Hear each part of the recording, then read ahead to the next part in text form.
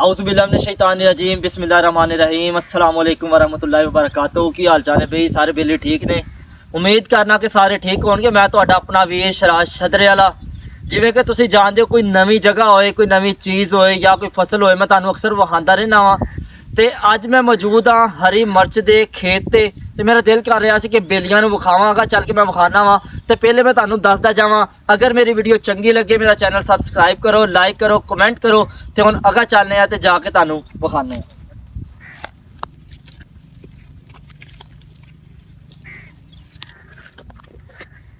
ए जी हरी मिर्च का खेत लग्या होया है। जिथों तक मेरा कैमरा तुहानूं विखा रहा है, यह हरी मिर्च का खेत है। ਇਹਦਾ मैं तुहानूं बूटा भी विखावांगा ते फल लग्या भी विखावांगा।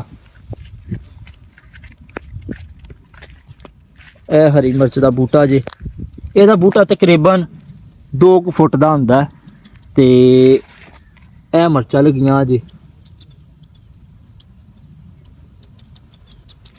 हरी मिर्च का लेकिन उत्ते ही लाल होईयां पईयां, बड़ियां जबरदस्त लगदियां पईयां, बड़ियां सोहणियां लगदियां पईयां। चेक करो,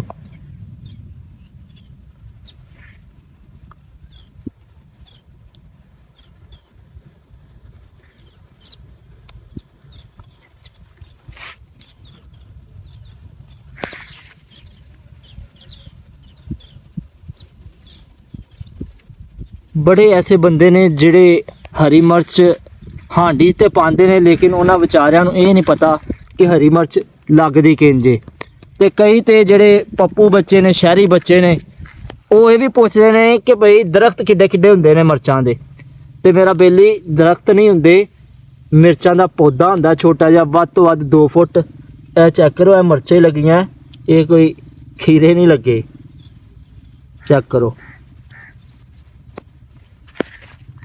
यह मोटी मिर्च विच लगी है, ये ज़रा थोड़ी जी मिठी हुंदी है, इनू लोग कच्चा भी खा जाते हैं। तो यह जिहड़ी है लम्मी जी मिर्च बरीक, ये फुल कौड़ी हुंदी है, ये खाधी नहीं जा सकती। एक मिर्च मैं तुहानूं तोड़ के विखाना, यह चेक करो, यह फुल कौड़ी मिर्च है, ये कोई खा नहीं सकता। तो जे कोई खाना चाहता है तो कमेंट कर दियो, 1-2 नूं गिफ्ट के तौर पर भेजियां जाणगियां। जिहड़ा खाना चाहता है तो खा के दसना कौड़ी है कि मिठी है। तो चेक करो, बड़ा सोहना माहौल है, लाल सूइयां होईयां मिर्चां, बड़ियां सोहणियां लगदियां पईयां। तो मैं तुहानूं इहदे फुੱਲ विखाना वा, यह फुੱਲ लगे हुए जी। यह फुੱਲ जिहड़े ने ये आस्ता आस्ता बंद हो जाने ने ते मिर्च बन जानी है। यह सारा पूरा खेत जिहड़ा ये मिर्चां दा ही है। अगर तुहानूं अज दी मेरी वीडियो चंगी लगे तो चैनल सबसक्राइब करो, लाइक करो, कमेंट करो।